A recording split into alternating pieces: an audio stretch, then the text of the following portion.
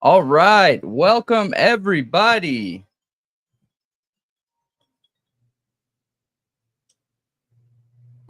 Welcome everybody to another episode of the True Crime Talk Show, brought to you by Thought Riot Podcast. My name's Brendan. And I'm Malia. Welcome to the show. Yes, welcome everybody. And we thought that it was a good idea to hop on here if we could make it work today, because one of the topics that we were going to cover yesterday, we didn't get a chance to get into. And it is very important. We touched on it briefly, but there is even more information out right now. So we thought we would try and make it work and figure out a time today to hop on and dig into Sebastian Rogers. It is well-deserved. Anytime you have a child that is missing, I personally think it needs to be top of mind, as top of mind as possible, literally. Agreed. So there's a lot of new information. I want to give everyone a little bit of a warning, though. It is very subjective information, and it is a very gossip-filled information. I don't even know it all. I think Malia knows this much more thoroughly than I do. But we're going to dig into it all the same because, again, I think it is very well deserved and needed in this case. The more eyes you have on a missing persons case, the more likely it is to be effective, Yeah. And I mean, unfortunately, we still don't have an update on the picture. Okay. The picture that people believe to be Sebastian Rogers, in North Carolina. The PIs have said they believed it is Sebastian.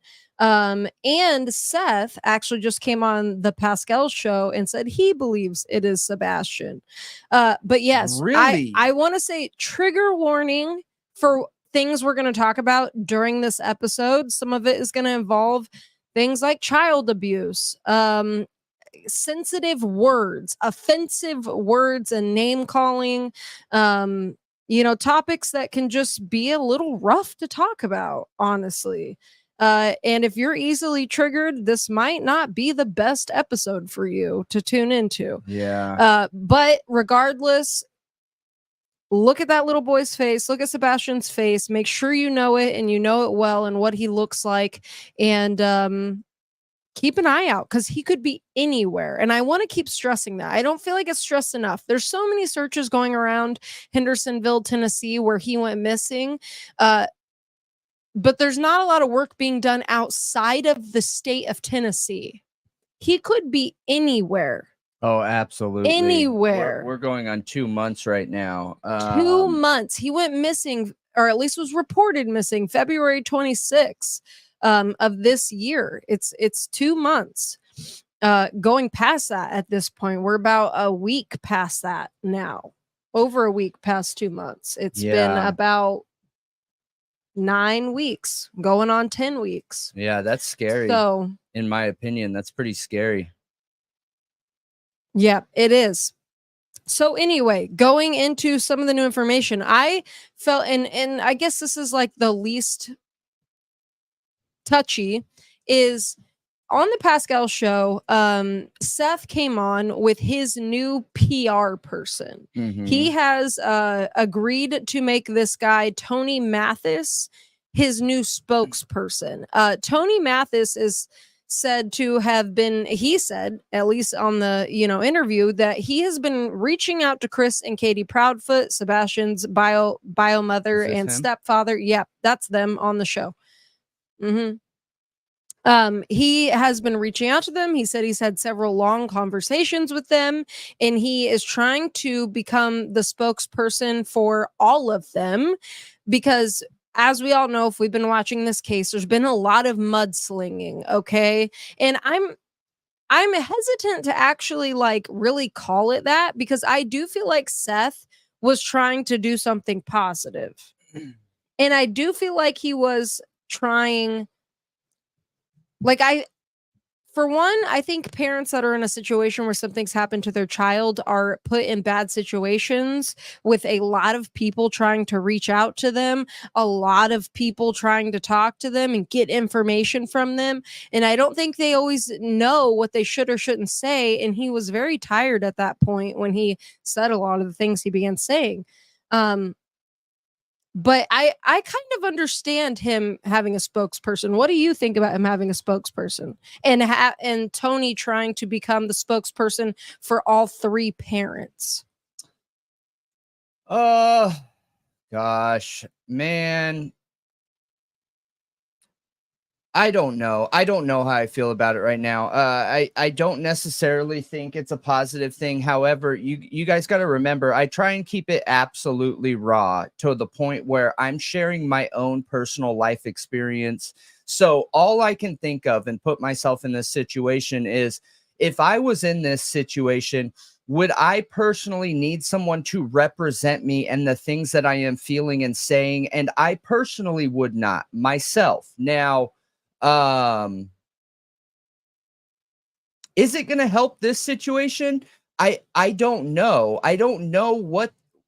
Listen, the definition of a spokesperson is so broad. Okay, so is this person coming to them and saying, "Hey, look, I feel like you guys are getting a bad image in mainstream media and on social media and on streaming.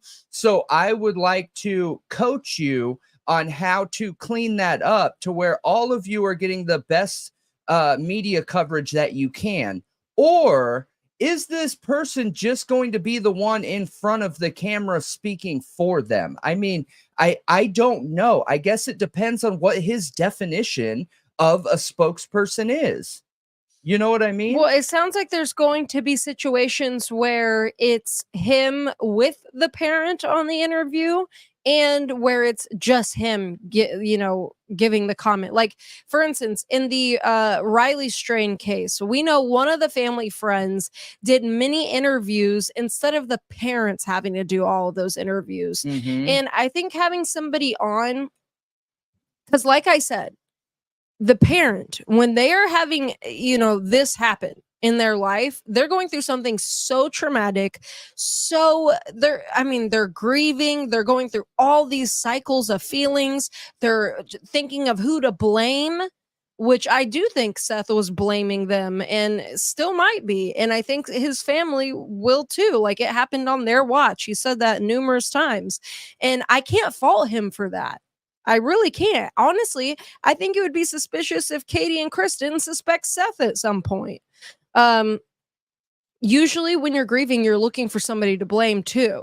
You know what I mean? Especially when it's your kid that is missing. Yeah. So when you're going through all that, and he's been tired this whole time, we know that he's been out searching nonstop, not sleeping. I think it makes sense to have somebody help you with the PR and maybe make statements when you can't or you're busy to help keep getting the word out there, and also to help prevent, everybody from attacking each other. Yeah, maybe. I understand it, but at the same time, somebody just coming in and being like, "Hey, I can solve all of this for you guys and I'll be your spokesperson." My part of me is like, I guess my concern I guess I get a little sketched out by people easily, personally, myself. And I'm not saying there's anything wrong with this Tony Mathis guy. I'm not even suggesting that. But me personally, if I was in Seth's position, somebody offering that service to me, I'd be like, yeah, I guess my concern I would second guess their motivation, I guess. Is his experience. Yeah, he has no experience in this. Oh. This no is experience. The only other case he's worked on is Caleb Harris's case. And you guys, we have covered Caleb Harris's case before out of Corpus Christi, Corpus Christi, Texas. And we've talked about that case. He's still missing. We still don't have a resolution to that case.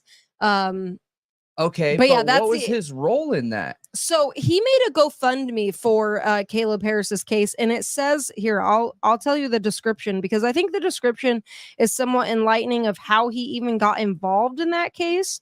And it says on the GoFundMe for Caleb Harris, "My name is Tony Mathis. A very dear friend and coworker of ours is Randy Harris from San Antonio, Texas. His 21-year-old son, Caleb Harris, is a student at Texas A&M, Corpus Christi. He went missing from his campus apartment on Monday at approximately 3 a.m. His family will be staying in Corpus until they bring Caleb home. Please help me and my coworkers alleviate the financial stress on the Harris family while they are searching for their son. Randy, the father, is the beneficiary of this account." So he got involved in that case because he was a close friend of the father's. So yeah, that was his first, as far as I've heard, that was his first experience involved in a case like this, and he was helping them out, and he made public statements for them and everything like that, and they have given their blessing to him to help work on the Sebastian case at the same time. Okay. But yeah, I mean, other than that, it looks like he is a blue collar worker from what I've seen of his past, and I could be wrong, you guys. That's just what I've been seeing going around. So okay, I mean, that's interesting. It makes me wonder why what kind of experience he has that makes his choice of words and the things that he is going to say in a public manner more important than what the families are saying themselves, other than trying to reduce bickering. However, I don't think there's anything that he's going to be able to change unless the families decide to intentionally take a step back from being seen. You know, a lot of them have hopped on creators' shows randomly. yeah. Random, last minute, not planned. Well, mostly, I mean, yes, Seth has done that a lot, and Chris has been doing that, and it has not been a good look. Let me say that.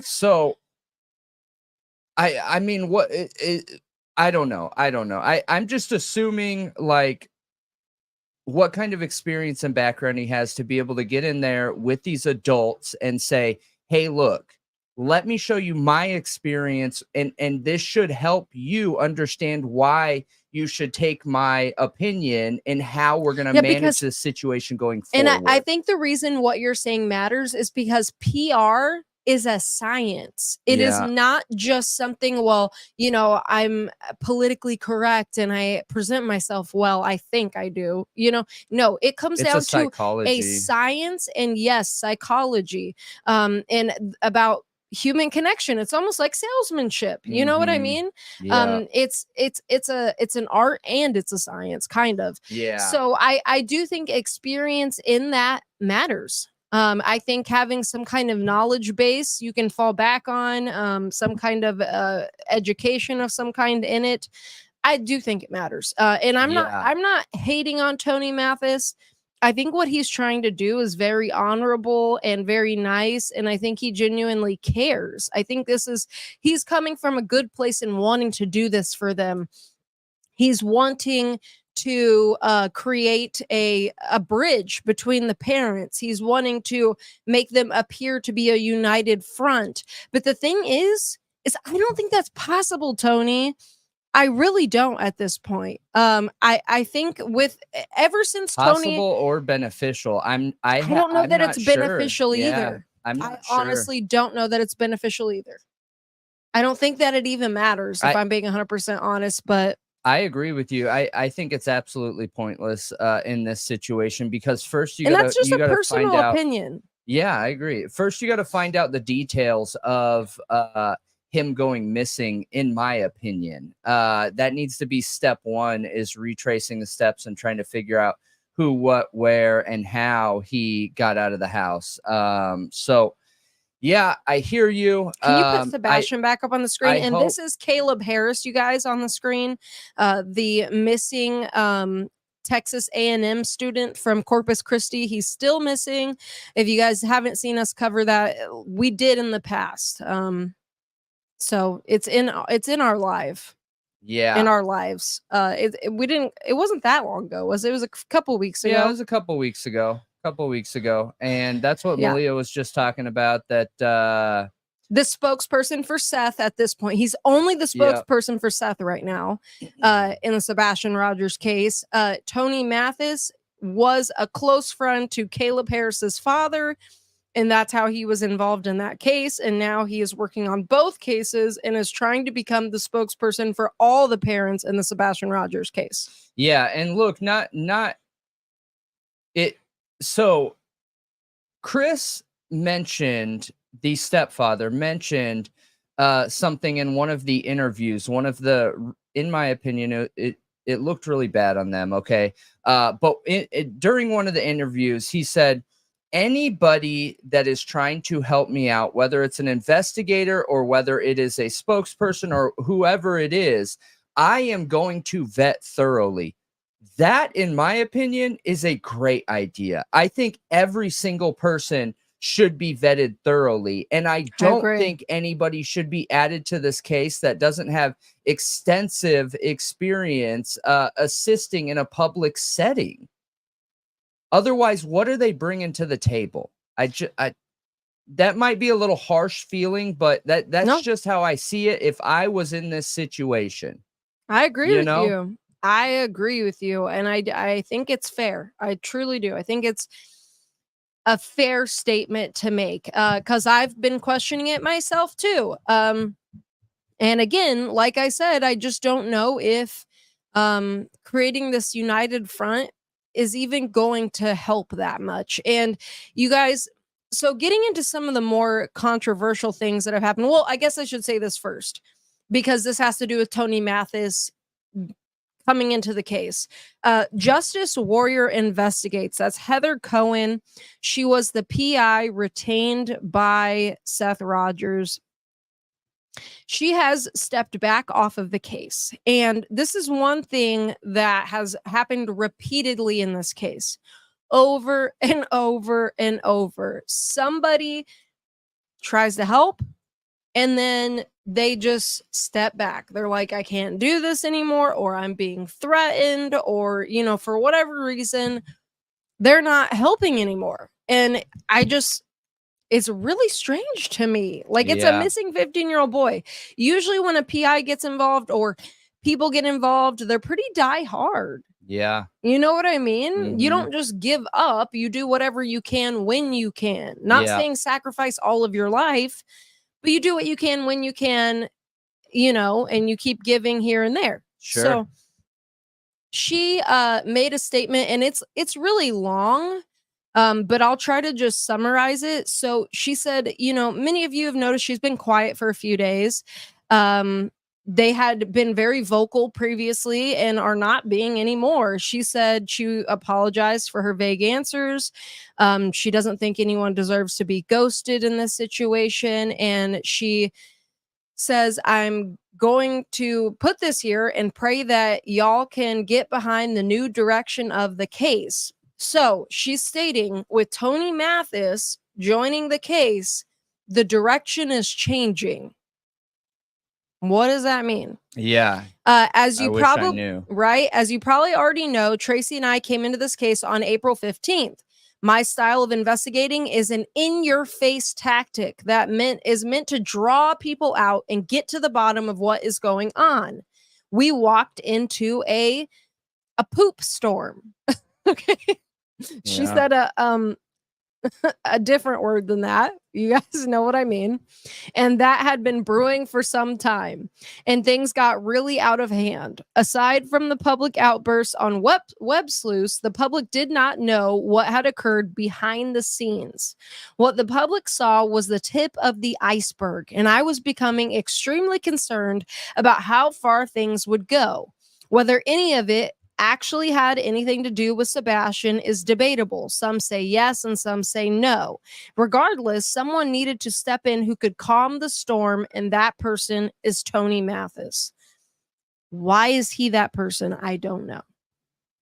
So she said that she did successfully open a line of communication between herself and the Proudfoots, and was trying to diffuse the situation. Now, I know she also stated in the past that the law enforcement was very, let's say, like hesitant to talk to her, but she eventually opened up a line of communication with them as well, and things got a little bit better on that front. I know just from her past statements. However, she was unable to diffuse it, basically, and somebody else needed to step in. She wishes Tony the very best, and she thinks that transparency in the public is necessary to some degree. In this case, there are things that are better kept close to the vest. At the same time, I'm going to comment on one thing regarding Katie. I don't know what happened on February 26th, the day Sebastian seemingly vanished into thin air. And you guys, kids don't vanish into thin air. That doesn't happen. However, I've seen some things said about her past, and it breaks my heart. She is being chastised over something that she had no control over. Unfortunately, we don't get to choose our parents. Please try to have some empathy, at least pertaining to that aspect of all of this. That's all I'm going to say about that. So people have been asking her if she's still working with Seth. She said since Mr. Mathis is taking over, she's going to take a step back. Her services are always available to him when he needs them. But to answer everyone's questions, they're no longer under a retainer. She's not retained anymore. They do believe the photo of Sebastian, supposedly the kid that looks like Sebastian, is at Grandfather Mountain is him. They really do believe that it is him. If it is him, this would become a federal case, and we would be thrilled for the FBI to take the lead. This would be the best development yet. As a private investigator, we can do a lot to help the case along, but we do not have the ability to get warrants, and that is what is needed to gather the evidence necessary. We will continue to follow the case closely and share updates as they are released to the public. We love Sebastian, and we will continue to pray for his safe return. Respectfully, Heather. So you didn't hear the part where she said have empathy for Katie because she's being chastised for something that she had no control over. And we don't have the choice of who our parents are. Well, that's part of what's been coming out recently about Katie's past. And I've heard a little bit about it. Who her parents are. Yeah.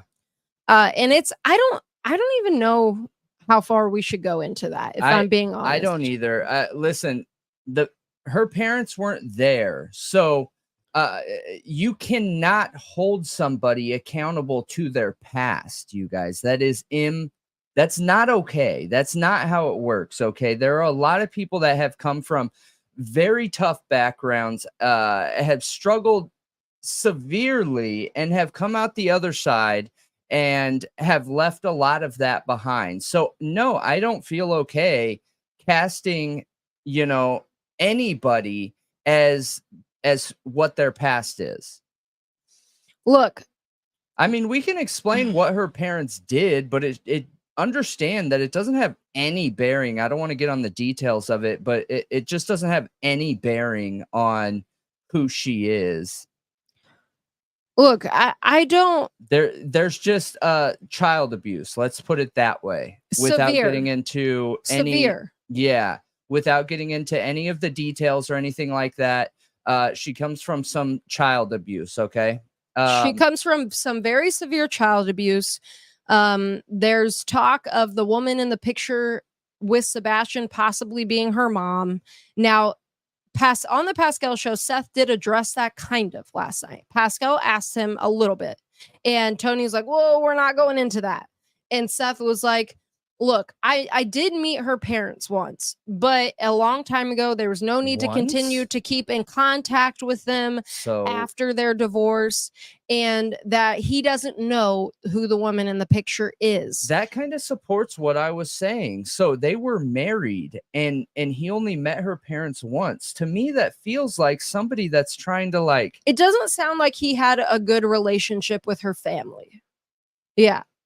Yeah, but I don't know if he said once. That I think it was once, but I don't remember.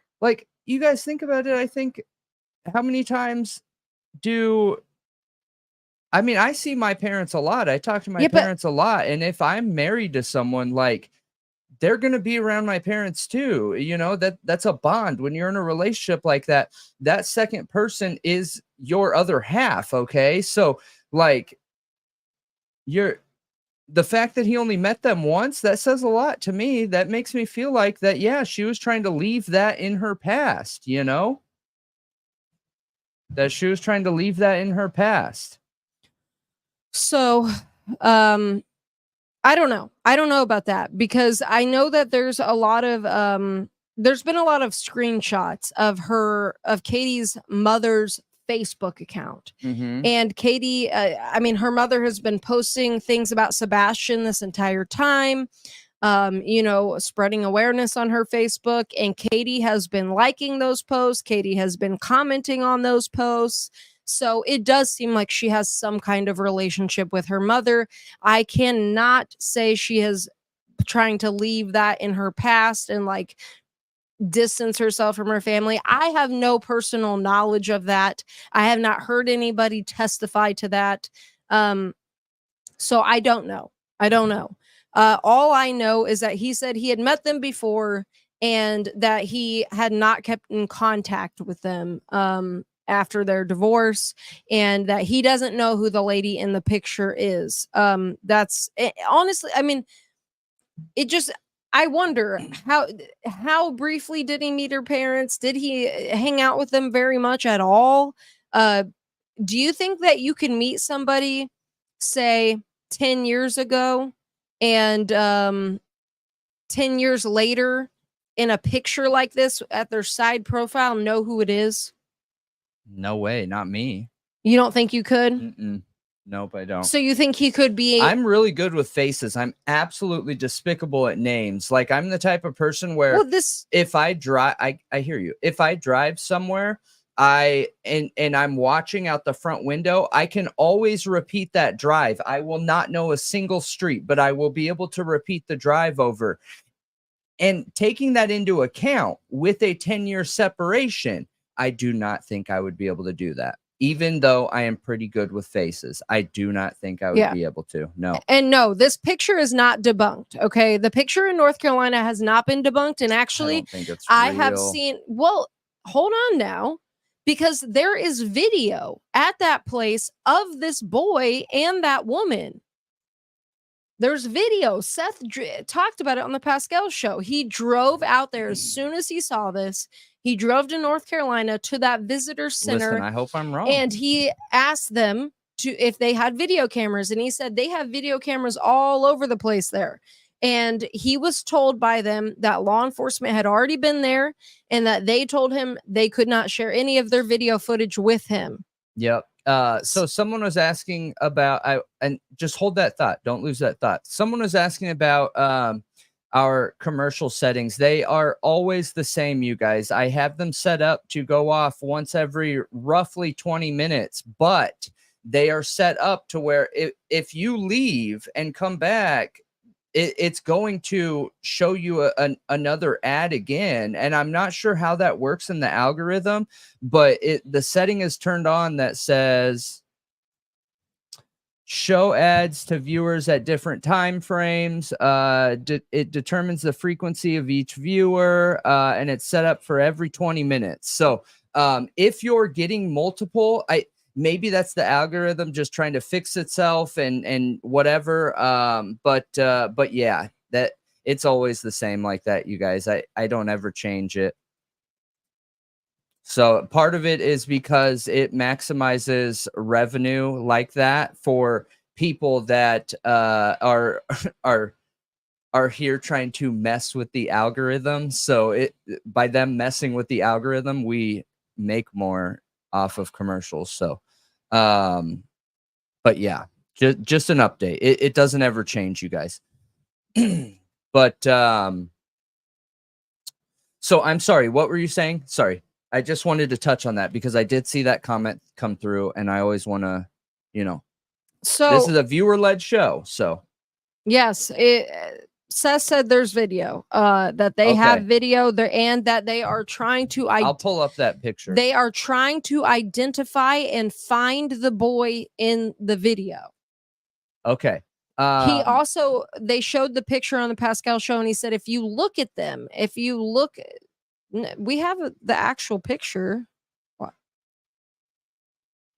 Why are you pulling up that one? Because for people that don't know where this is and they're just watching this for the first time, this tells you a lot on this, where they're located at. It tells you the camera, some of the topics that we've talked about in the past. I just think that this one is better to give a rundown, you know? Yeah.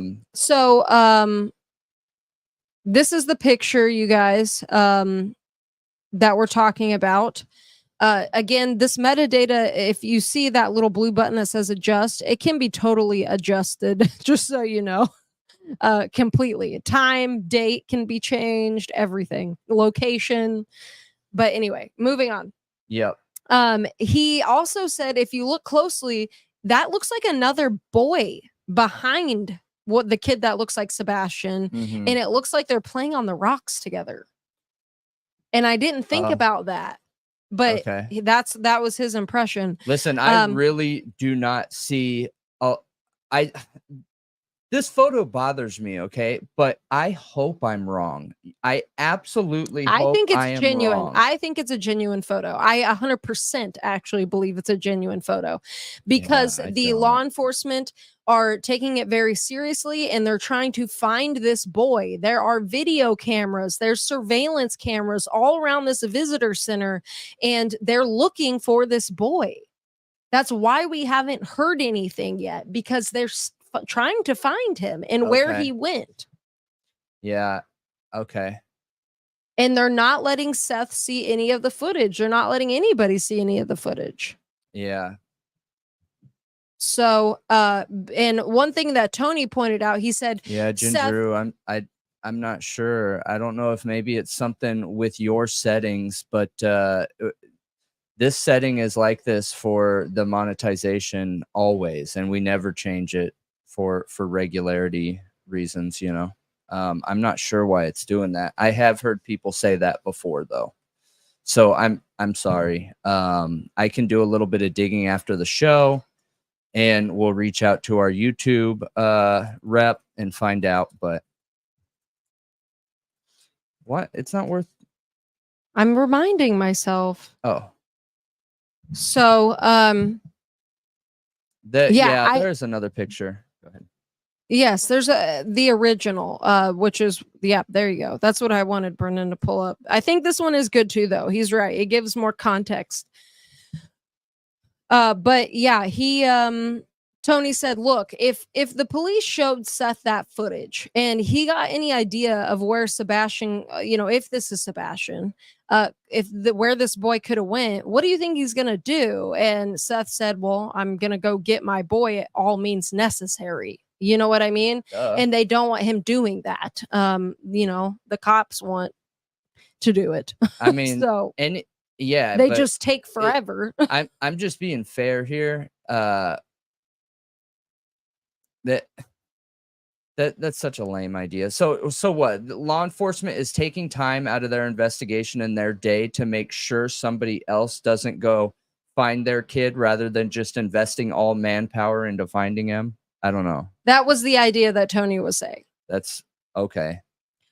Yeah. Frustrating. It is frustrating. I don't feel like it's fair either. You know, he's an adult, man. I got to be honest. I've never been in a situation like this. But look, like,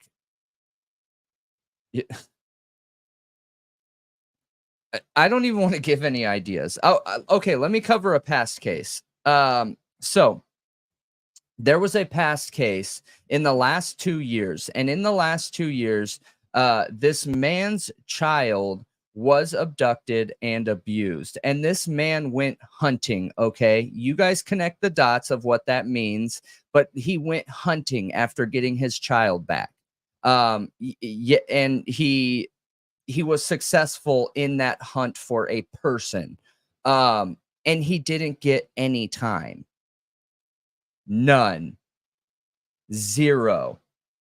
He got charged. He got arrested. He was brought up in court, and the court put time served with a year probation. Time served. Yeah, because you're behind bars when you're arrested and you're arraigned and all that stuff. A lot of times you're sitting behind bars unless you pay for your bail, and bail of any homicide, whether it's first, second, anything in between, is substantial. Like, it's a lot, you know. And but it was interesting, and it wasn't in a certain type of politically motivated state that you would think he would be in either. Just saying. It was actually a very I hate politics when I'm talking about stuff like true crime like this, but it was a gun control type state. Okay, a state that is motivated to remove guns from it, and they still let him off. Wow. Yeah, I was shocked. But that shows how, what the interesting aspect of that is, it shows how our society, how the psychology, and how most people, the majority of people, feel about predatory people or child abusers. You know what I mean? Looking at it from that perspective. Mm-hmm. It's interesting. I found it interesting that somebody could, one, get their child back, two, their child was in relatively good health other than the trauma of being abused by somebody, okay. Then that father made a choice to grab a firearm and go hunt a man, and he didn't serve time. He was found guilty of a certain type of homicide. They said it, that I forget what it was. I need to dig into this account again. That's why I'm not giving names or anything, because I don't remember the details right now, but it could be a case that we cover. But he got charged with the homicide. He was found guilty, and they gave him time served with 1 year of probation. It's crazy. Whoa, dude. Whoa. It is so crazy. It is. It is. I'll bring that case up again, you guys. I'll make a note to myself, and we'll cover that case again. But yes, it was 100% vigilante, 100% already had his child back. It was after the fact. It was a first-degree homicide, okay, is what it was. But I think he was mad because the police hadn't arrested him yet and everything else. And yeah, he made a very conscious and intentional decision to commit homicide because of this person's, actions against their child. It was wild. Yeah, it was totally eye for an eye. I don't want to give any personal comment on how I feel about it, but I understand how society feels a certain way in situations like that, and I don't want to comment on how I would feel because I've never been in any situation close to that. Is that something where I would end up getting frustrated and be like, what are these police doing? It's not fast enough for me. I am trying to prevent somebody from getting hurt again while they're letting this person out. Like, oh, my bad, guys. Could that be me? Maybe. I don't know. No, not like Major John. Major John's completely different. Oh, I don't even. That's a tough one. That's a tough one. That should have never happened, man. Nope. What he did was wrong. I'll give a brief rundown of who Major John is. Major John is an Idaho case that's open right now, and this man ended an entire family. Okay, 4 people, unprovoked, grabbed a firearm, walked over calmly to their apartment, and ended the lives of all 4 of them. 2 were children, 2 were older adults, and the reason why he did that is because one of the children showed his children nudity. Okay, that's it. Nudity. Should that have happened? Absolutely not. Should that child who showed the nudity been held accountable? Absolutely. Did it warrant ending lives? No way. So yeah, I think it's very different than the Major John one, in my opinion. But because what was done to the child was an abduction and abuse. So yeah, I think it's way different. One I feel like is is a kid that still has a decade for his frontal lobe to develop, being an idiot, and the other one was an older man, well in his ways, and you know, being a predator, straight up predator. Yeah. So I don't even remember where we left off of at this point. I was trying to remember. You were talking about Sebastian Rogers' birth father going to get this footage, and the police stepping in and trying to keep this information under wraps so that he doesn't go and handle the situation on his own. That's what caused me to bring this up. The police just told the visitor center not to give him anything. Okay.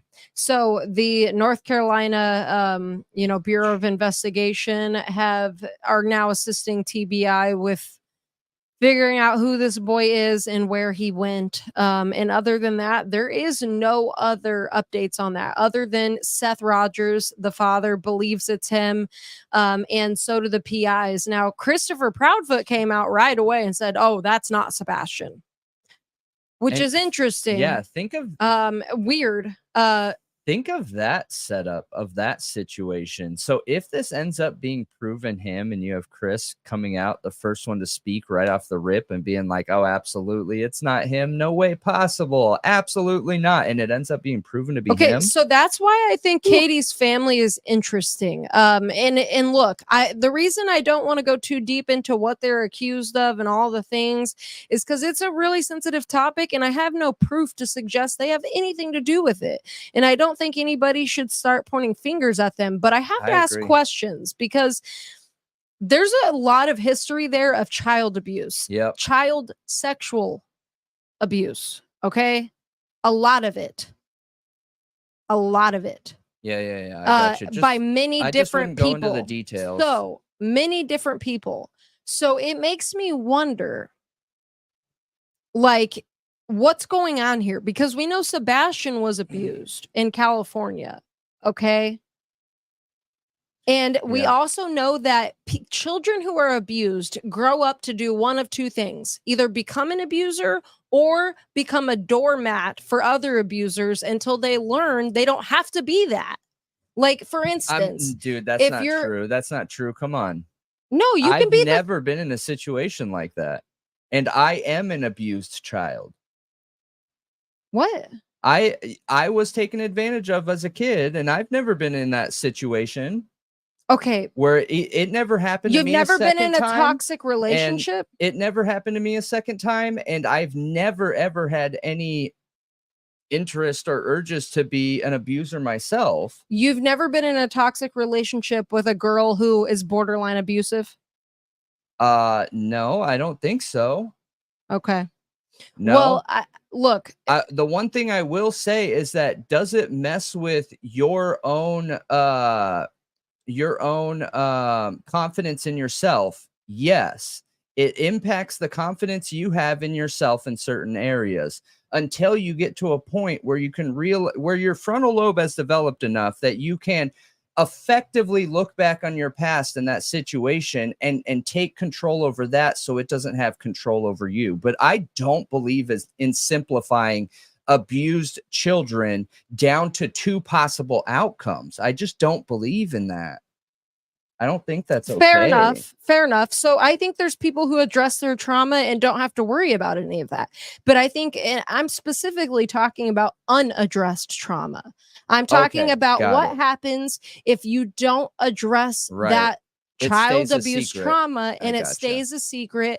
And I think one of two things happen when that happens. Okay. Because yes, there's people who handle it and they get through it and they're stronger on the other side. They're survivors. And I agree with you. But then there's people who don't.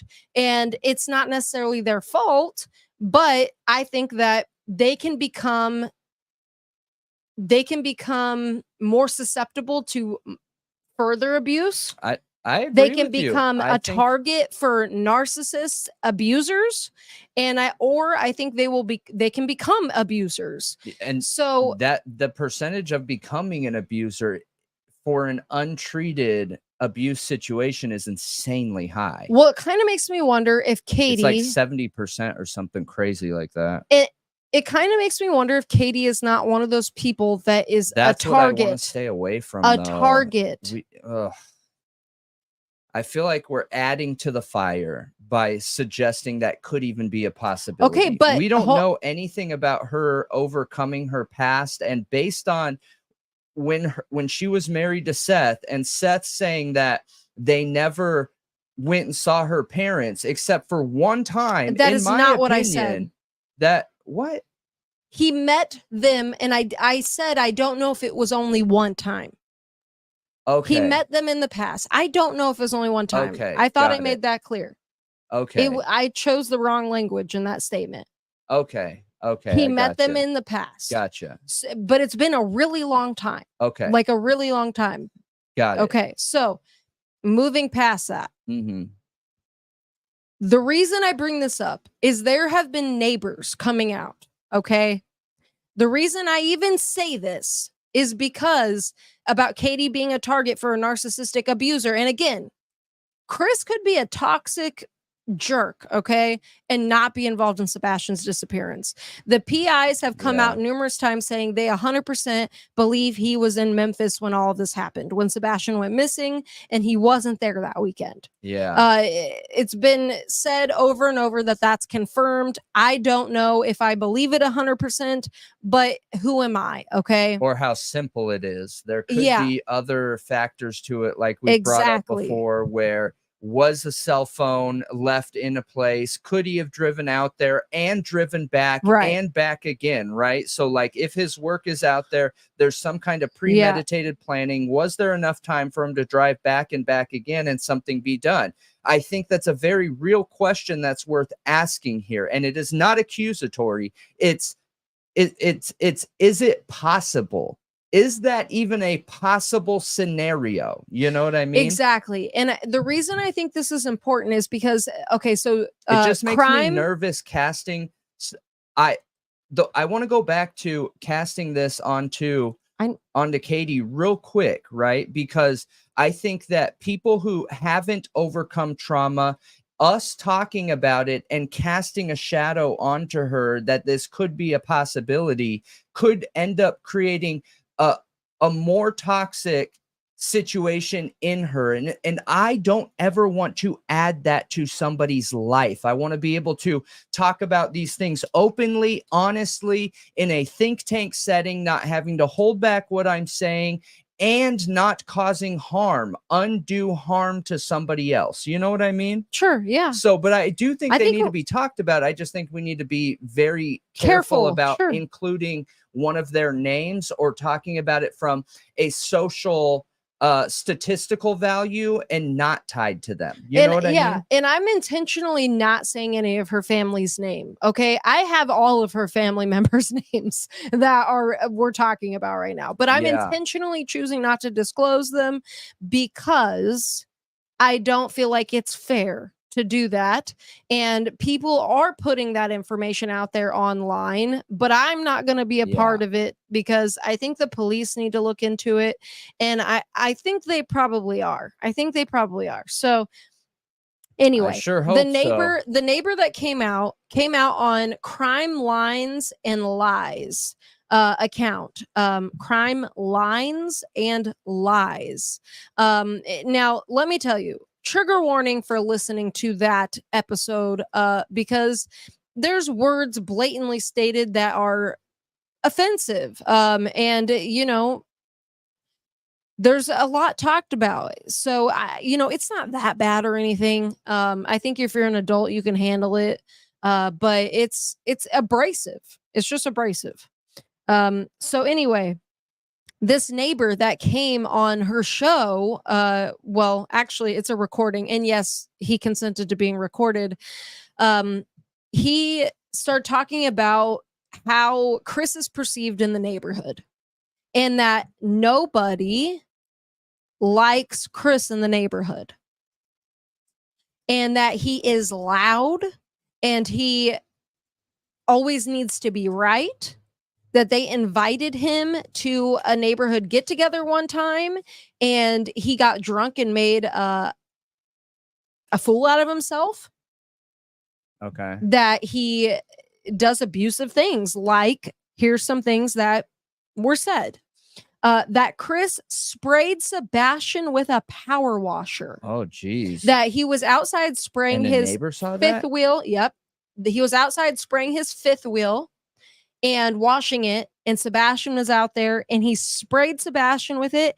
And Sebastian got really upset and had a meltdown and started crying, which, dude, a power washer hurts, you guys. Oh, yeah. A real power washer. You got to be careful, though, because if you're like 10 or 12 feet away, it won't do anything to you. If you're like 3 feet away, it can literally break skin. So there's a very big difference in how it could be perceived that he sprayed him with a power washer. You know what I mean? That is a good point, because I think that needs to be brought up too, because that would totally be something I would do, messing around with a kid if they're far away. Absolutely. And it'll just sprinkle them. Right. Then yeah, it's like misting. Right. Getting misted. Yeah. Yeah.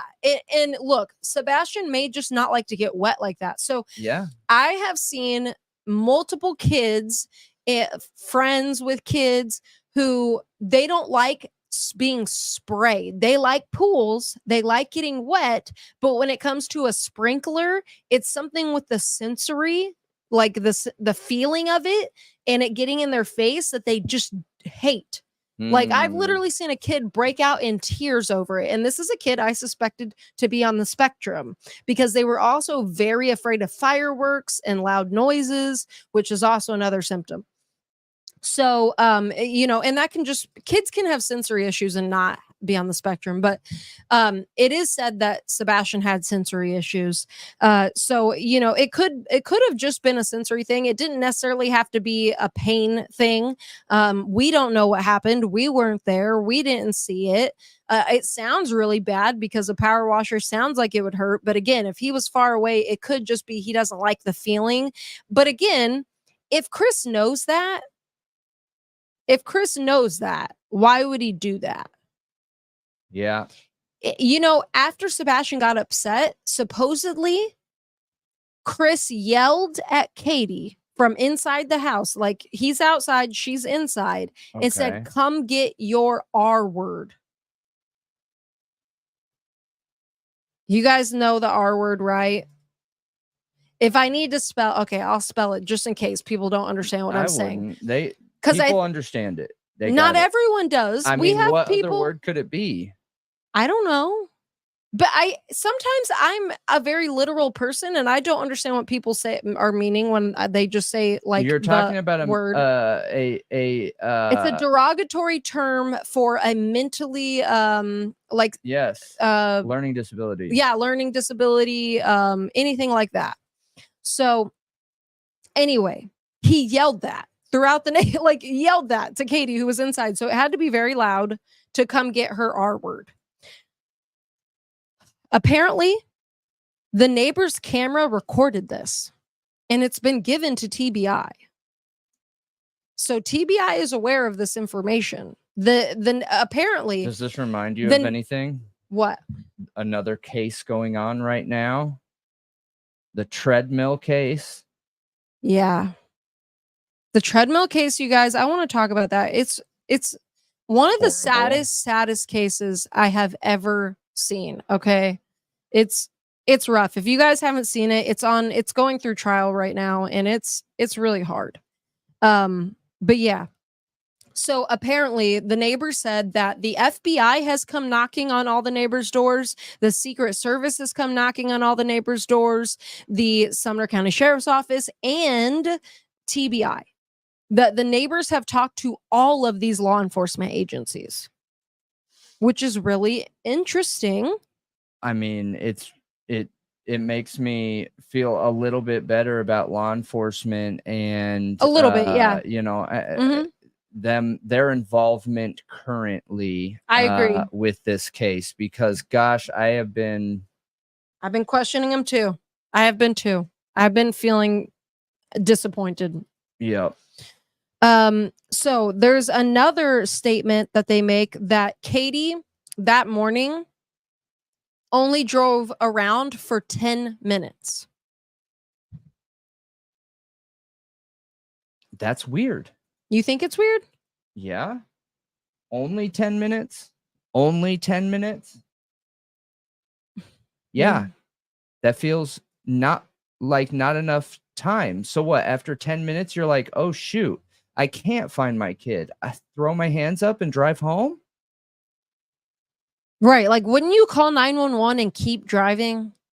That's what Yeah. I would do. Yeah, but is there more to that? Did law enforcement say, we're sending an officer to your home, we need you to meet them at the home? Maybe. So there could be other reasons for it too. I agree. And that's important to keep top of mind.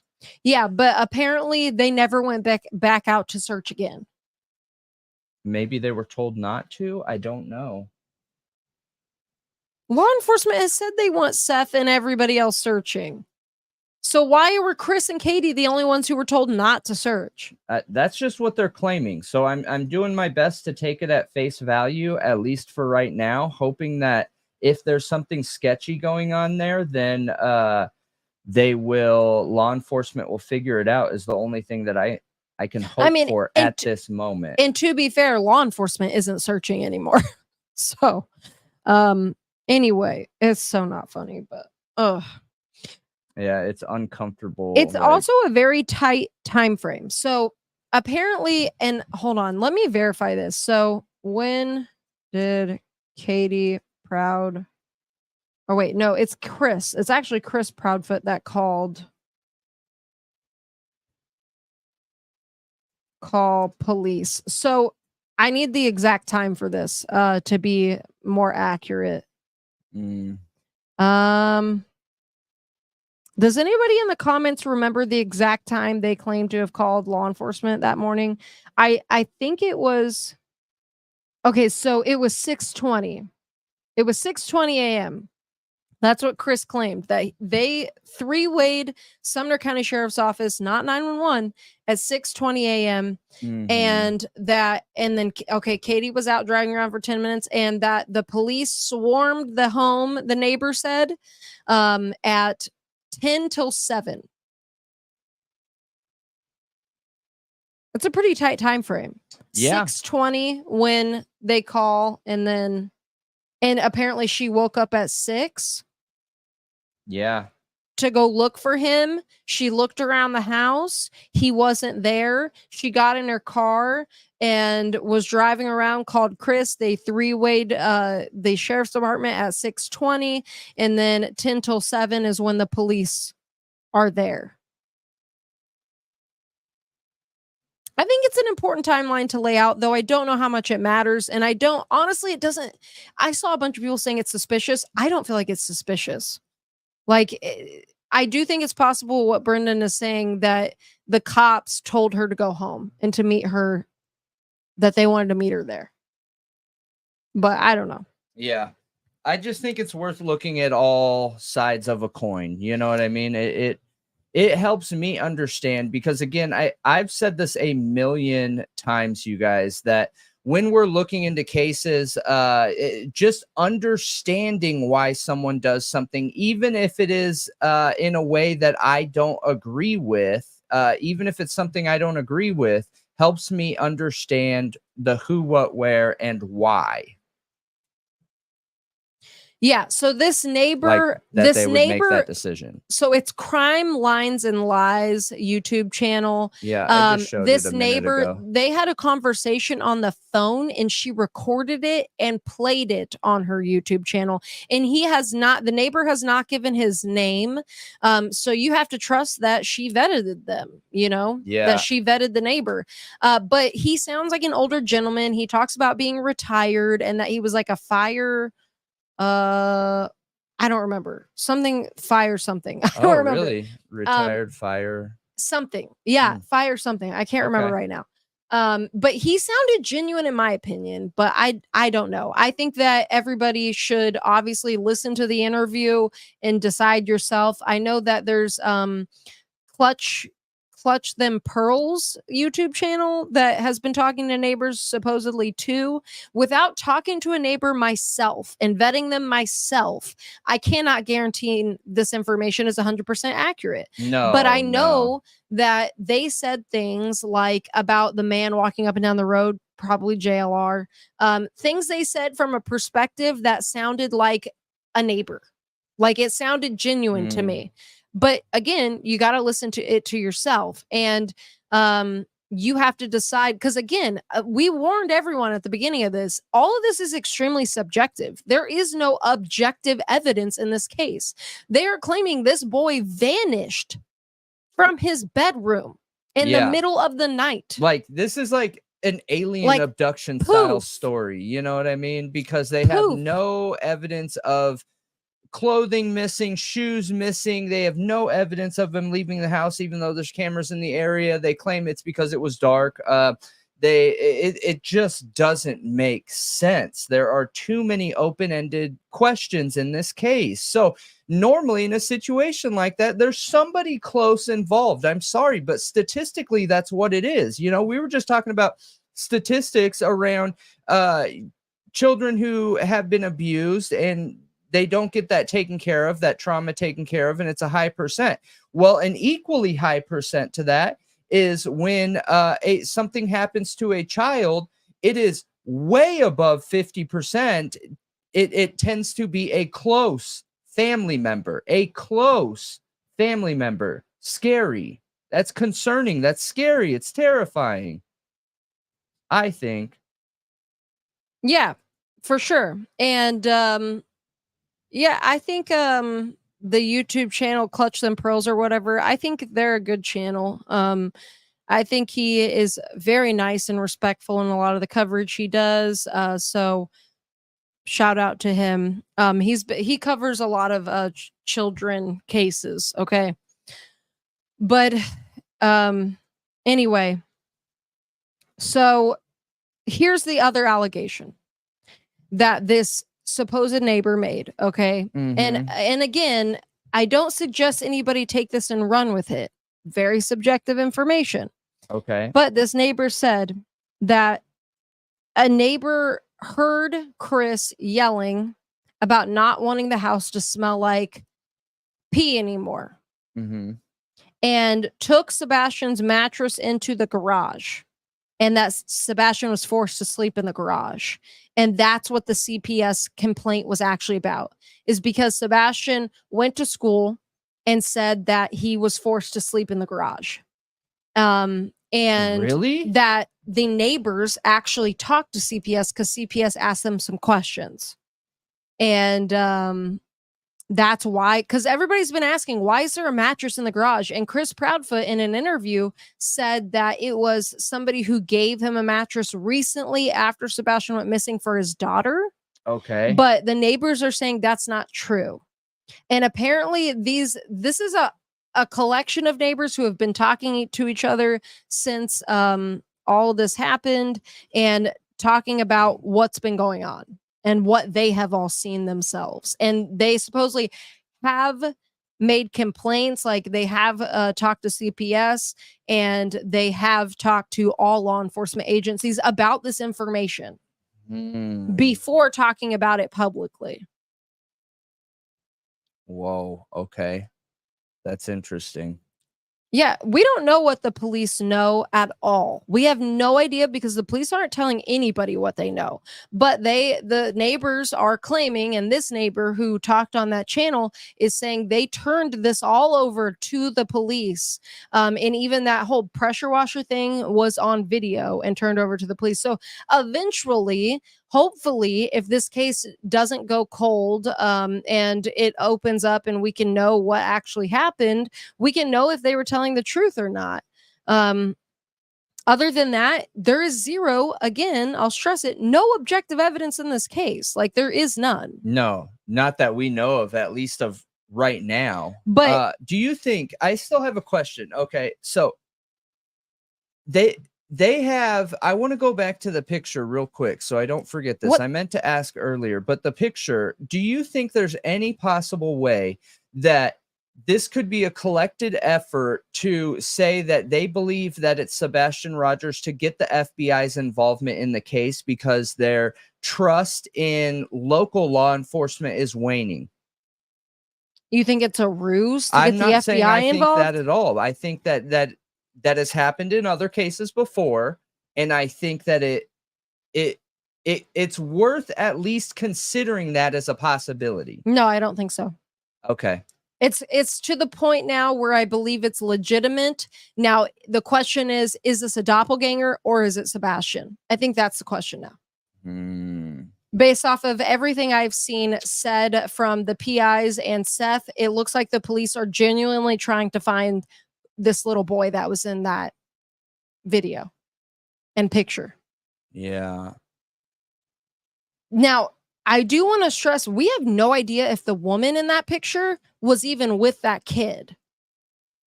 Because a lot of people are saying, oh, it's this person, it's this person. We don't even know if she was actually there with that kid.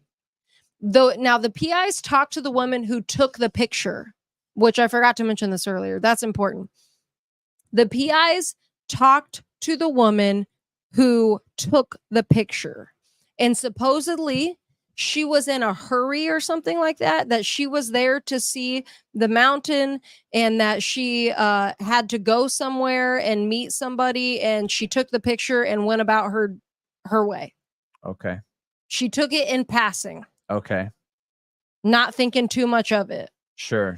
So she just had something else going on. I wouldn't judge someone that harshly. That leaves somebody open for some pretty gnarly judgment right there. But listen, we are all caught up in our own lives, so it makes complete sense that she was worrying about something else. Could have, saw him out of the corner of her eye and been like, wait, is that what, and being pulled in multiple different directions. So yeah, I understand that. Knowing the PIs vetted it and talked to her matters, in my opinion. Knowing that this woman isn't hiding, PIs, though.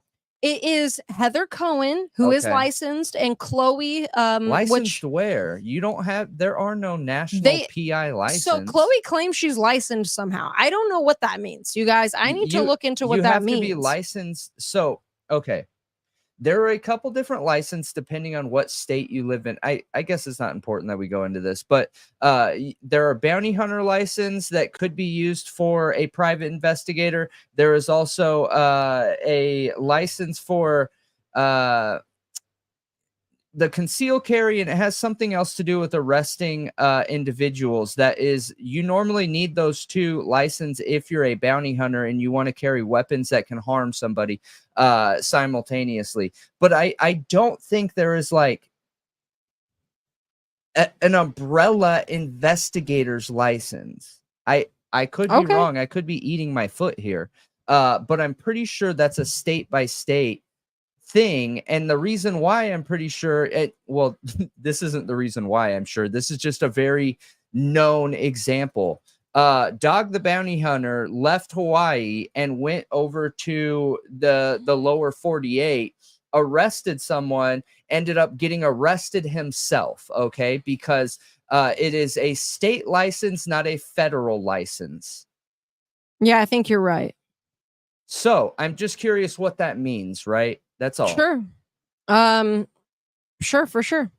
So I don't know what that means. And I don't mean that like doubting their ability in any way, shape, or form. I just would like to know for my own personal knowledge. I don't know what that means for Chloe. Okay. I don't doubt her though, because she works on a lot of cases.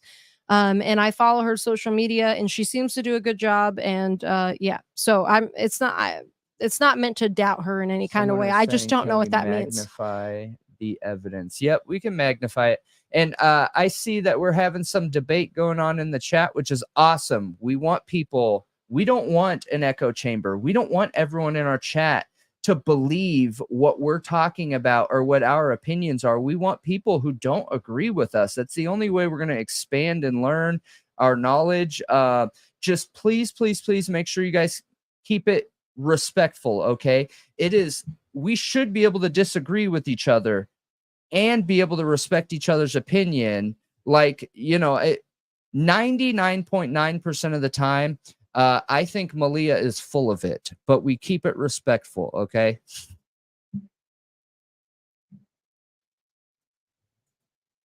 Okay. All right. Okay. So this is the picture request. Hang on. I will blow it up even more. What? Yeah, someone was just asking if we could zoom in on this picture. Zoom in on what part of it, though? Well, I mean, obviously him. What else would it be? Okay.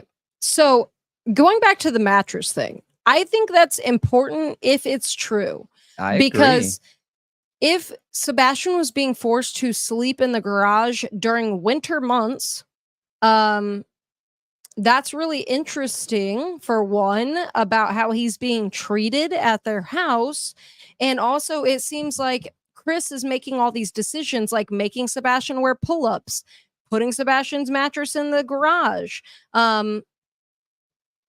Where's Katie in all this? You know what I mean? Agreed. And that could add weight and worth to a more controlling type relationship. I'm not necessarily saying there's anything wrong with that. Listen, I know there are a lot of people out there, depending on political affiliations, depending on their personal beliefs and religious affiliations, that a lot of people believe a man should lead the household. And I'm not arguing that. My belief is that you should live your life however you believe you should live your life, as long as everyone is comfortable, confident, consenting adults, and equal parties in the relationship. Yeah, but okay. So is this a situation like that, or is this it's not a his situation where it is an unhealthy controlling of this household? The way Chris represents himself online, and if any of this, if there's any weight to it given at all, it's not in a good way. And Sebastian, look, Seth and Katie should be co-parenting, and yes, Chris should be a part of that, but the ultimate decisions come on the parents that are 100% liable for this child. You know what I mean? Yeah, I do. Like these two co-parents, But Seth and Katie, are 100% his parents. Like, they are who matters when it comes to a court of law. that went over like a lead balloon. What? Just someone making the comment based off what I said about you being full of it. That was just a funny comment.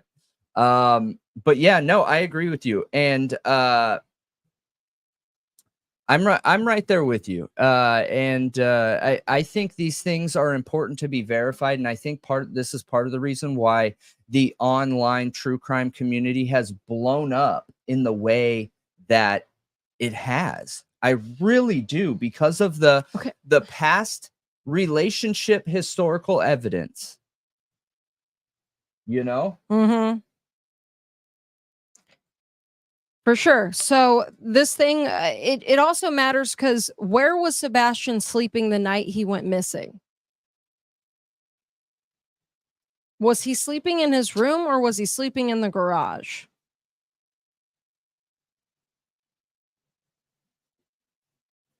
Yeah. I think that matters. I agree with you. Imagine if you're forced to sleep in the garage at night and you don't sleep well at night. What about him wandering around? Like, you don't think that would be more of an incentive to go wandering around? Yeah. Yeah. It absolutely could be. I know you've had that. You've brought up that possibility. He wouldn't have access to his shoes either. From the very beginning, that, you know, could Sebastian be the type of child that because he had such horrible sleeping habits, or I guess I shouldn't put it like that, because he needed so little sleep in comparison to others, and where the parents are saying he slept like 3 or 4 hours a night, did he get used to waking up and going and wandering? And he's been doing this for a while, and all of a sudden he just happened to, out of one of these 100 times that he went wandering, get seen. You know, because if you can prove that a child went out and wandered every night, I think the likelihood that they could possibly get picked up goes up massively. Huge, you know? Yeah. Yeah, but remember, all of these pictures of Sebastian are old, you guys. We actually don't know what Sebastian looked like at the time. And Seth said last night in Pascal's show that they had to replace his glasses 6 times in a year, too, because somebody brought up, oh, that kid's glasses in the picture, they connect in the middle, not the top like Sebastian's. Well, apparently he never had the same glasses. He was getting new glasses every 2 months, essentially. And yes, Brendan was joking. He was joking. He was not being serious. That's so funny, though, that you guys should know by now. So I just, look, again, we're a think tank show. We're not here to tell you what to think. We're not here to tell you what to believe. I don't want anyone to believe We're us. not here to be like, this is what it is, and there's no ulterior, there's no alternate explanation. Oh my gosh, I can't think. It could be that Sebastian got up and wandered around. It could be that something nefarious happened to him. We don't know. We have no idea. But the thing is this kid's been missing for 2 months and there's zero evidence and zero leads. You've heard the parents say it so many times that they don't have any leads. The biggest lead we have right now actually is that North Carolina picture. That's the biggest one, and it's not even 100% confirmed yet. We don't know what's up with it at this point.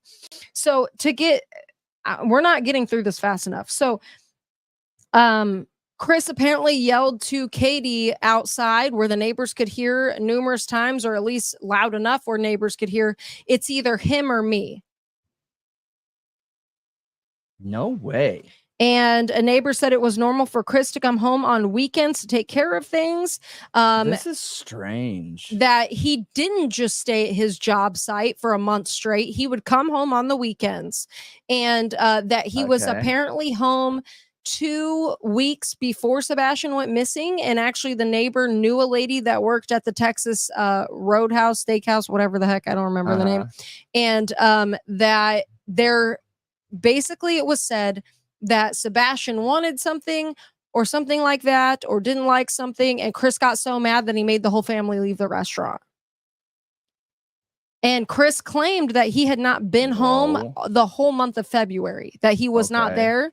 But the neighbor said that's not true, that he absolutely came home on weekends and that he was absolutely there 2 weeks beforehand at the Texas Roadhouse, and that happened. And you know, one thing that's been brought up a lot is that, you know, Sebastian likes sushi and he likes fish and he likes tofu.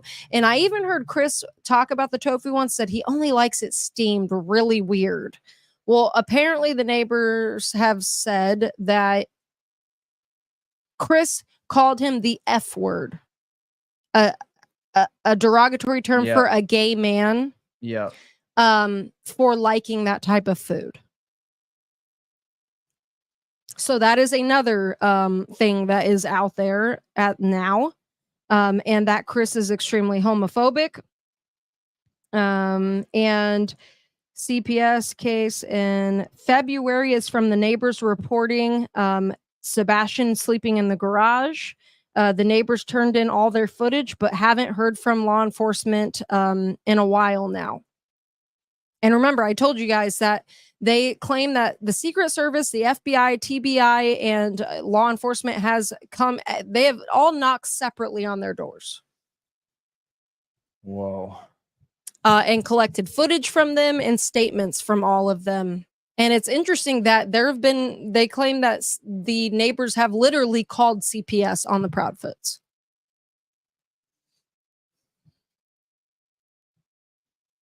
Crazy.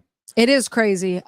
So again, these are all allegations that are levied by somebody who is not giving their name. I mean, just like, look, we know mainstream media comes out all the time and says that they have some source. They have a source. And most of the time we don't even get to hear their voice. At least in this, we get to hear the voice. It gives you a little bit of a better insight of, is this person blowing hot air? Or are they genuinely remembering something? Mm-hmm. Yeah. And I felt like it was genuine, but that doesn't mean I'm right. Again, it was crime lines and lies, and I think everybody should listen to it and make your own decision if you want to. But I think all of that is extremely alarming, and I will say that the things I've seen Chris posting to Facebook, threatening people with cease and desist, telling them that he will track them down, getting on people's shows and yelling and being crazy. Even at one point, he got on somebody's show and pretended he wasn't himself. He literally pretended to not be himself. Really? Yeah, in the beginning. Yeah, it was really weird. Okay. The way he's been conducting himself online and calling in and being all angry, that has been, honestly, I think it's an even bigger red flag for me than them going to the Yogi Bear campground. Yeah. For me, it is. Why does he care so much what everyone thinks? Why is he obsessively looking on social media like, what are they talking about today? What are they lying about today? What do they know today? Is it because he's scared people are on to him? I don't know. Does he know something? Maybe he didn't have anything to do with it. Maybe he really wasn't Memphis, but maybe he has guilty knowledge of something that happened.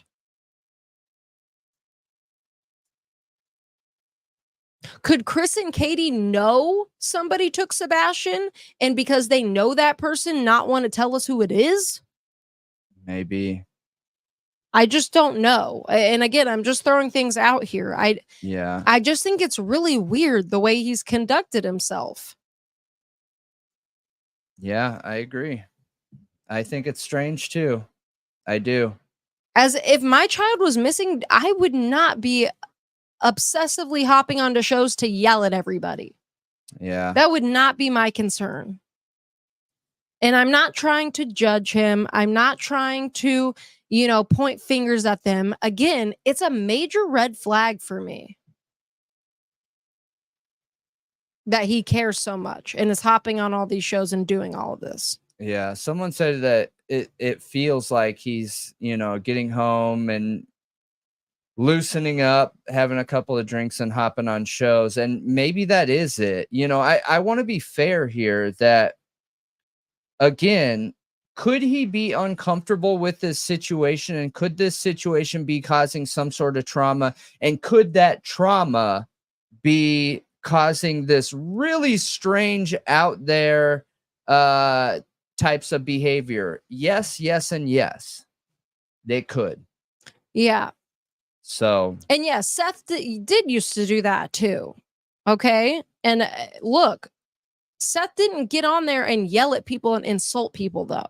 Yeah. It's different. He went on there to raise awareness. He did say some things he shouldn't have that were kind of casting shade on the Proudfoots, but he didn't get on there and start insulting people. He was looking for help. Yeah. That is much different. I wish I could reach out to him or help them not care about what people are thinking.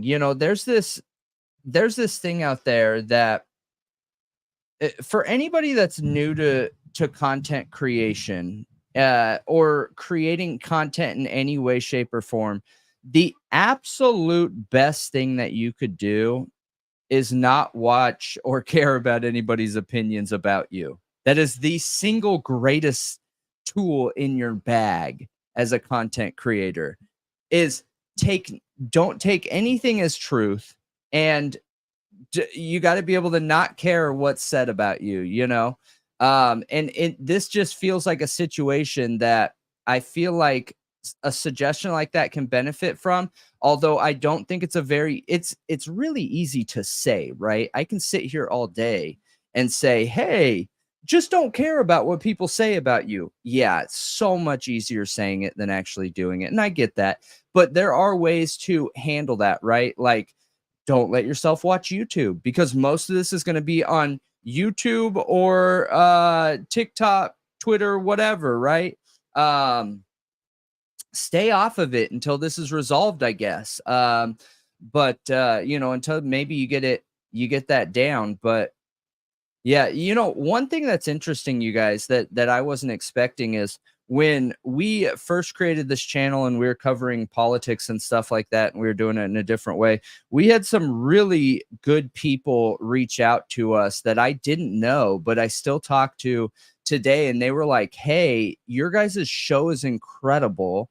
Once the algorithm picks it up, you know, it's literally not going to stop. It won't stop. And I think that's the growth we're seeing right now, even though people are trying to stop our growth and views.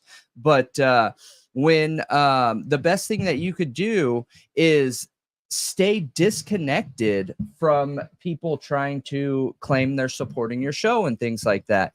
And it's not an easy thing to do. It's a really hard thing to do. But you know, I don't know. I kind of went on a rant there, but I feel like they all need to do that thing. They need to set something up to hold themselves accountable, to stay off of the internet and stay away from people's opinions, because if there's an opinion out there, somebody's going to have it. Yeah. And look, it really, when a lot of the issues with them started from them not talking, not going on shows, not yet. No, I'm talking about the very beginning. Not for me. It wasn't. Okay. I'm not talking about you. Yeah. Listen, there were questions about them before they ever went on the news. They go on the news, they do Chronicles of Olivia interview, and then they do Smiley stories. And people are like, their stories are changing. Like, people were watching their interviews and like, they're weird. Like, something about them's weird, you know, and their statements aren't matching. And people started questioning them. And Seth was hopping on shows at that point a whole bunch. And he was being very respectful and not talking about them, even though so many people in the community were questioning and being like, what's up with them? And if you guys don't remember, I suggest going back and looking. There were so many questions around these two before they ever hopped on an interview. And then once they did, a few of them, people were really not vibing with them for whatever reason. And I don't know why. I don't know why. But then Seth eventually, because he did not in the beginning, he was very respectful. Anytime people asked questions, he was like, he just, you know, kind of avoided it. And then he started saying things. And it was that one interview with Justin on TikTok that really sent it over the edge, where he started talking about Sebastian being, you know, assaulted and things like that. Yeah. And then, yeah, it became a really, really big issue. Really big. Yeah. And now these neighbors coming out is going to make it even a bigger issue. I mean, okay. So and it's making Chris start to lose it. And I don't know if that's because of guilty knowledge or because he is innocent, him and his wife, and they're struggling and they're like, they're not doing well. Okay. They're caring too much what everyone thinks. I don't know if that's the case. All I can say is these neighbors coming out is going to probably drive a wedge between them and Seth even more, unfortunately. And it's not going to work towards them uniting unless they have a change of heart. I just think it's going to cause more drama, more everything. Okay, so I don't agree with that at all. It has nothing to do with them staying quiet whatsoever. And it's something that... How is that what you got out of what I said? It's something that we have brought up quite a few times, that them staying out of the public eye, in my opinion, has nothing to do with how they were perceived and how they were seen. And so them coming out in the public eye isn't going to do anything. The big red flags that started the questions when it came to the parents were the statistical probabilities of it being a close family member. And there was only one person that was close to him. So obviously there is going to be one main person that is going to draw the biggest red flag and need questions. That is the obvious reason why they were targeted. And so many people online wanted to know what is going on, how is it going on, why is it going on? And then on top of that, after that's already working against them, they choose to make very horrible decisions, like leave their house and go somewhere completely different to go on what seemed like a vacation, okay, after their child just went missing. And then on top of that, you hear a lot of these background stories coming out that, you know, she submitted that ended up not being very true from what we're seeing. And I think those are so obviously the reason. That's why I questioned them. It had nothing to do with whether they spoke or not. You can't tell if someone's guilty by if they speak or not. We're running into that right now in the Brian Kohberger case. So many people are like, of course he's guilty because he doesn't want to stand on the rooftop and shout, I'm innocent and this is why. Absurd. Absolutely absurd. Nothing objective to it. That is your own personal interest in wanting to know what's going on.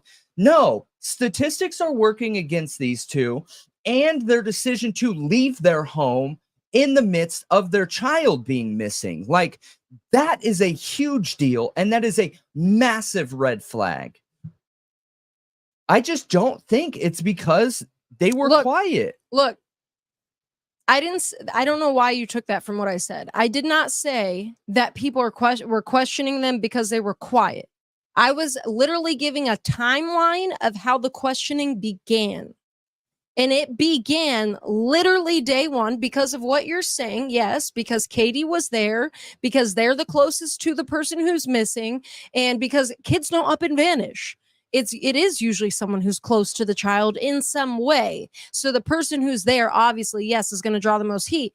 But I'm talking about people's questions in the beginning. And I know because I was following the case from the beginning where everybody was questioning them literally right away. Like, what is up with them? Why are they not coming on the news? Why are they not making a statement? Why are they not out here pleading for everybody to, you know, look for Sebastian, keep an eye out for Sebastian? And then when they finally did an interview, people were questioning it. Even the behavior panel was on it and did an analysis of this interview. We're looking at this picture. Yeah, that's their first interview on the news. But they were already targeted. And you're saying that they were already being targeted for questions because of these red flags, not because they weren't making a statement. I know. I don't know why you're saying that. Because that's how it's coming off. You're trying to lay this out like, you know, people were super interested in them and they weren't coming out and speaking. I don't think anybody has to speak at all, period. I don't think that's needed. Okay, I think they could have stayed off of all the social media altogether. There are very real red flags here that have nothing to do with them speaking, like objective red flags here. I agree. You're missing the point. Yeah, I am. Thank you for admitting it. Because you're absolutely missing the point. Yeah. What is the point? It's just a timeline. Okay. It's not me saying why they are red flags. I agree. Them leaving their home is the biggest red flag. Chris and the way he's conducted himself, biggest red flag. There's statements changing. Big red flag. There's major red flags that have nothing to do with them not doing an initial interview. And their initial interview, them not talking has nothing to do with what I'm saying. Okay. It is just a timeline. Okay. My point is Seth wasn't the reason people were questioning them. He only caused more red flags. Okay. Which intensified people's suspicions about them. Okay. Because people were very suspicious without Seth saying anything. Because Seth was not saying anything. That's my main point of laying out the timeline of people were already questioning them before they ever spoke publicly because of the reasons you're saying. Yeah. Yeah.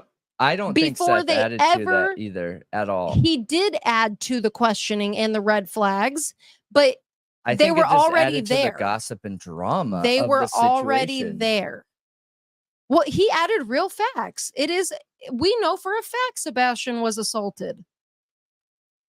He did not just provide only gossip. He provided things that actually happened. Yeah, but did that add to any investigation into him actually being missing, though?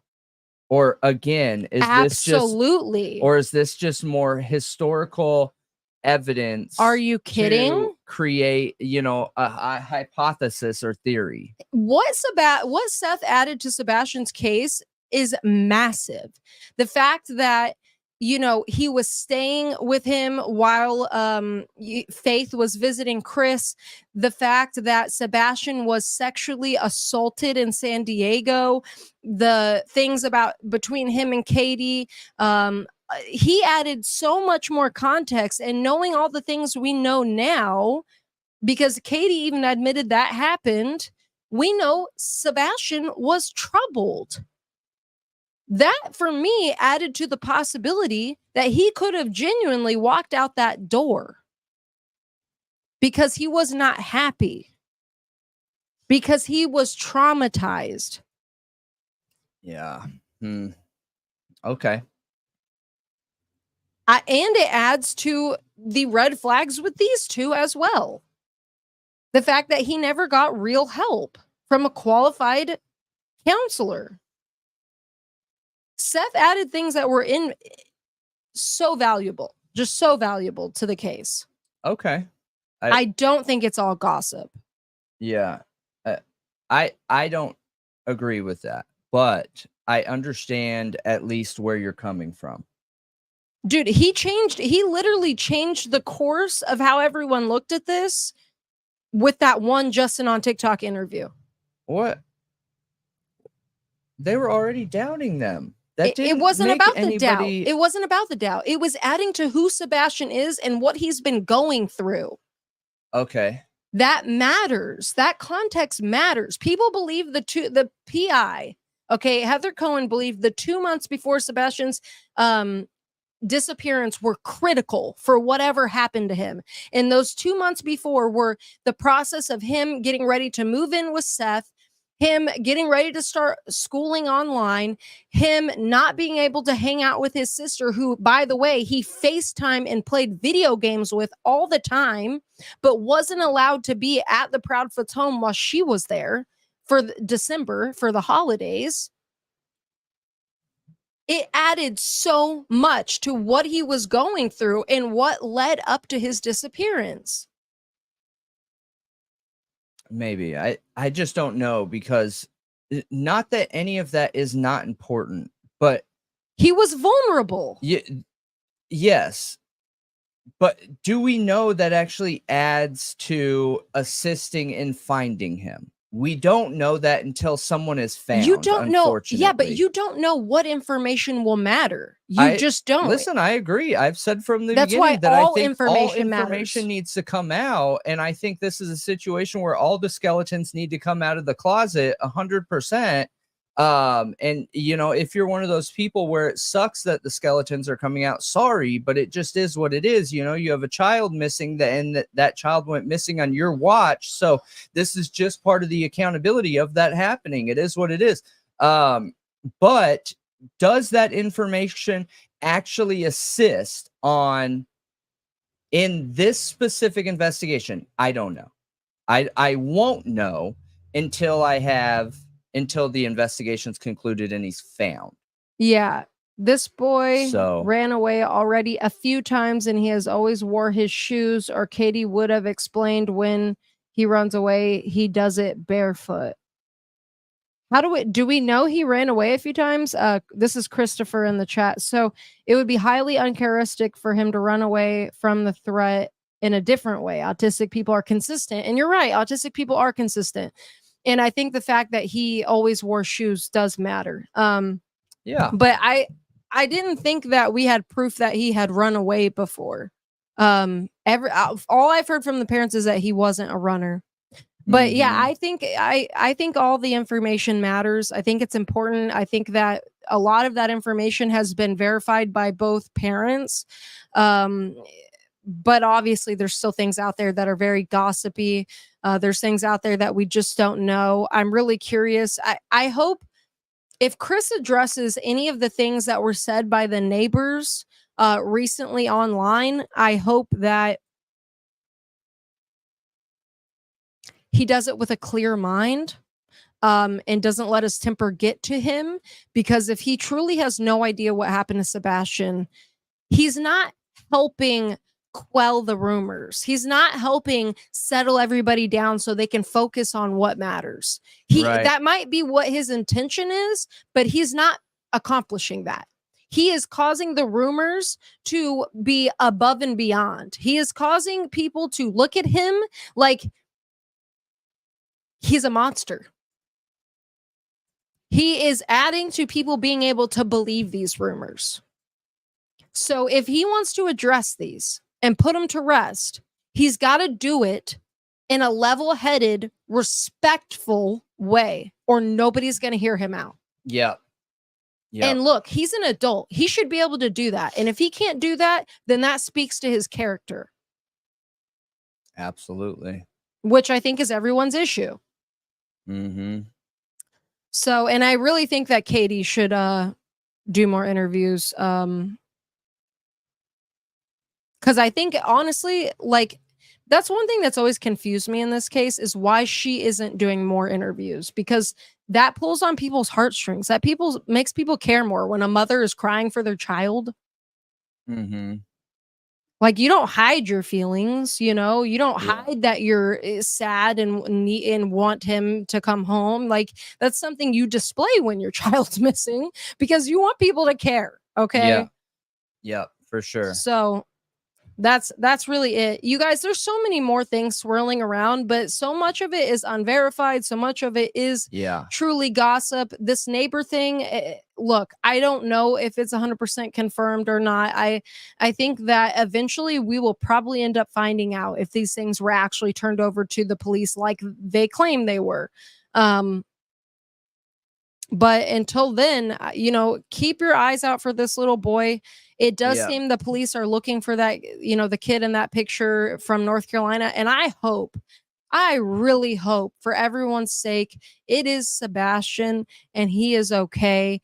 And if that's him in the picture, at least he has clothes on. At least he looks like he is surviving and doing somewhat okay. If that picture is actually him, and that's I just want to be really clear because we don't agree on that. You believe it is him. I have no faith in that picture. I didn't say that. I said I believe the picture's real. I didn't say I believe it's him. I don't know. I think it could be him or a doppelganger, like somebody who kind of looks like him. Yep. Gotcha.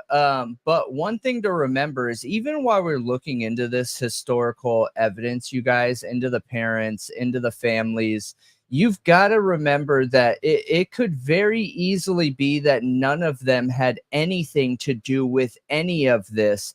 And unfortunately, they, you know, by roll of the dice, happen to have this situation that's horrible happen to them, which is now causing all of their skeletons to come, you know, flying out of the closet. Every bad mistake, every choice ever made that the rest of the US or world would look at and be like, I don't know if that was a good idea. Oh, I don't know if that was very fatherly, motherly, whatever, right? That causes us to want to take interest in this case. But I just implore everybody, be aware of those feelings. And I personally don't believe any of us should commit 100% that this happened by this person without having any actual objective evidence supporting anything like that. You know what I mean? Mm-hmm. But we'll keep touching on this case and these topics. Just remember, there's a big difference between subjective evidence and objective evidence. And when we're talking about topics like today's, it is very subjective, which means we cannot authenticate it. We do not have anything saying 100% this is confirmed, backed, unless we go out of our way to say it is 100% confirmed and backed. But it helps me have a better understanding of the situation. It helps me have a better understanding of what Sebastian Rogers could have or would have or was going through.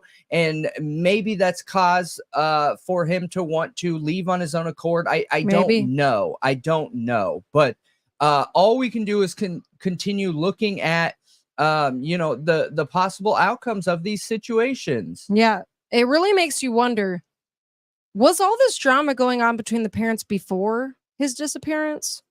Or did it only start because of it? Did we miss this? super sticker? Yes, we missed it. Oh man, I am so sorry, Cynthia. Oh, I totally yeah. missed that a long time ago. We must have been caught up in the conversation. Thank you very much for that. And we're super happy to have you here as always. Thank you, thank you, thank you. Yes, thank you so much, Cynthia. I saw you sticking up for me when Brendan was making his very, very rude joke. Yep. That's my character. I am the bad cop. I don't know. All I right. think I was considered the bad cop for a minute. But all right. And that is it for the show today, you guys. And we will be up on here and live for the next one. Make sure you go and search us on Google or any of the podcast platforms out there. On our social media, I shared our Facebook. That's one that I don't classically share very often. So I just wanted to get it out there. We also have a Patreon. On that Patreon, we have a free tier for any of the other, because we get a couple thousand people watching the show live through like the 8 platforms we're on. We really only work with the YouTube chat, because the other ones, there's 4 total that are tied to this chat that we can see. Then there's 4 more that are not. You know, we if you want to engage in the chat, I just suggest that you guys come over to youtube.com on the .com, because we have so many international viewers, and come engage and hang out in the chat. So search Thought Riot Podcast on any of the social medias. If you search Thought Riot Podcast on any of the podcast platforms, we will pop right up and you can come hang out. Yes. And till later, guys. We're gonna be live later. Yep. So all catch right. us then. Have a good one, everybody. See you next time.